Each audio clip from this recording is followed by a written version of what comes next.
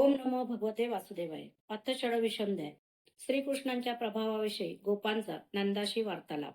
श्रीशुक म्हणतात, श्रीकृष्णांची अशी अलौकिक कृत्ये पाहून गोपांना अतिशय आश्चर्य वाटले. त्यांच्या शक्तीची त्यांना कल्पना नसल्यामुळे ते एकत्र येऊन आपापसात म्हणू लागले, या मुलाची ही कृत्ये अतिशय आश्चर्यजनक आहेत. आमच्यासारख्या खेडवळ लोकांमध्ये याने जन्म घेणे ही त्याला कमीपणा आणणारी गोष्ट आहे. त्याला हे कसे योग्य आहे?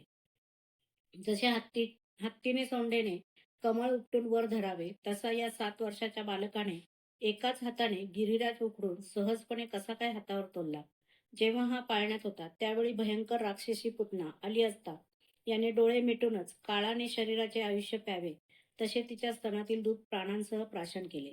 जेव्हा हा फक्त 3 महिन्यांचा होता आणि छकड्याखाली झोपला होता, तेव्हा रडत रडतच हा वर पाय हलवत असता त्याच्या ठोकरण्याने तो छकडा उलटून पडला.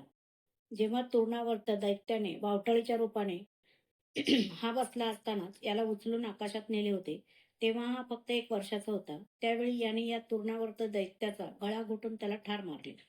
एकदा लोणी चोरल्यामुळे आईने त्याला उखळाला बांधले होते, तेव्हा याने दोन्ही अर्जुन वृक्षांच्या मधून रांगत जाता जाता ते वृक्ष उखडून टाकले. गोपाळ आणि बलराम यांच्यासह हा जेव्हा वासरे चारण्यासाठी वनामध्ये गेला होता, तेव्हा याला मारण्यासाठी एक दैत्य बगळ्याच्या रूपाने आला आणि याने दोन्ही हातांनी त्याचे दोन्ही जबडे पकडून त्याला गवताच्या काडीप्रमाणे चिरून टाकले. जेव्हा याला मारण्याच्या हेतूने एक दैत्य वासराच्या कळपात घुसला होता, त्यावेळी याने त्या दैत्याला मारून कवठाच्या झाडावर आपटून ती झाडेही उकडून टाकली. याने बलरामासह गाढवाच्या रूपात राहणाऱ्या धेनुकासुराला व त्याच्या बांधवांना मारून टाकले आणि पिकलेल्या फळांनी परिपूर्ण असे ताडवण सर्वांसाठी उपयोगी बनवले. यानेच बलशाली बलरामाकडून क्रूर प्रलंबासुराला मारले.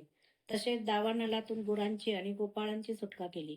यमुनेच्या डोहात वास्तव्य करणाऱ्या विषारी कालियाचे गर्भहरण करून बळजबरीने त्याला डोहातून हाकलून लावले आणि यमुनेचे पाणी विषरहित केले. नंद बाबा, तुमच्या या मुलावर आम्हा सर्व वज्रवासियांचे अत्यंत प्रेम आहे आणि याचे सुद्धा आमच्यावर स्वाभाविक प्रेम आहे. याचे कारण काय? कुठे हा 7 वर्षाचा बालक आणि कुठे ते एवढा मोठा पर्वत उचलून धरणे? वज्रराज, म्हणूनच तुमच्या या पुत्रासंबंधी आम्हाला काही कळेनासे झाले आहे.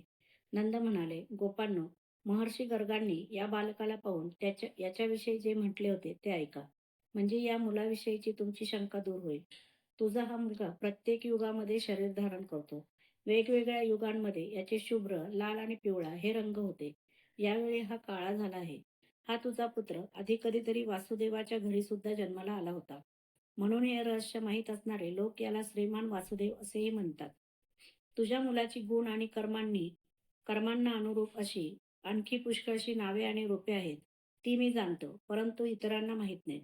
सर्व गोप आणि गोकुळाला आनंद देणारा हा तुमचे कल्याण करेल. याच्या सहाय्याने तुम्ही सर्व संकटामधून सहजपणे निभावून जाल. हे वज्रराज, पूर्वी एकदा पृथ्वीवर कोणी राजा राहिला नव्हता. डाकूंनी चारी बाजूंनी लुटालूट चालवली होती. तेव्हा तुझ्या या पुत्राने सज्जनांचे रक्षण केले आणि याच्यापासून शक्ती प्राप्त करून घेऊन त्या लोकांनी लुटारूंवर विजय मिळवला. जे मानव तुझ्या या मुलावर प्रेम करतील ते भाग्यवान होत. ज्याप्रमाणे विष्णू भक्तांना असुर जिंकू शकत नाही, त्याचप्रमाणे याच्यावर प्रेम करणाऱ्यांना शत्रू जिंकू शकत नाही. नंद बाबा, गुण, ऐश्वर, सौंदर्य, कीर्ती आणि प्रभाव या सर्व बाबतीत तुझा हा बालक भगवान नारायणांच्या समानच आहे. म्हणून तुम्हाला याच्या कृत्याचे आश्चर्य वाटायला नको. असे मला सांगून गर्गाचार्य आपल्या घरी निघून गेले. तेव्हापासून मी सुखद कृत्य करणाऱ्या या मुलाला भगवान नारायणांचाच अंश मानतो.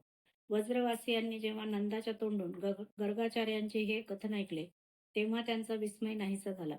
कारण आता त्यांनी अपरिमित तेजस्वी अशा श्रीकृष्णांचा प्रभाव पूर्णपणे पाहिला आणि ऐकला होता. त्यामुळे मोठ्या आनंदाने त्यांनी नंद आणि श्रीकृष्णांची मनोमन पूजा केली. आपला यज्ञ न केल्या कारणाने जेव्हा इंद्र क्रोधाने विजा, गारा आणि तुफानी वारा यांच्यासह मुसळधार पाऊस पाडू लागला, तेव्हा स्त्रिया, जनावरे व गवळी अत्यंत दुःखी झाले होते. आपलाच आधार असणाऱ्या वज्रवासियांची ही अवस्था पाहून भगवंतांचे हृदय करुणेने भरून आले.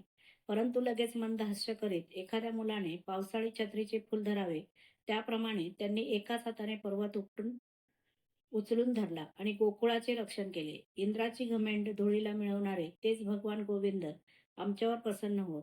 अध्याय 26 समाप्त.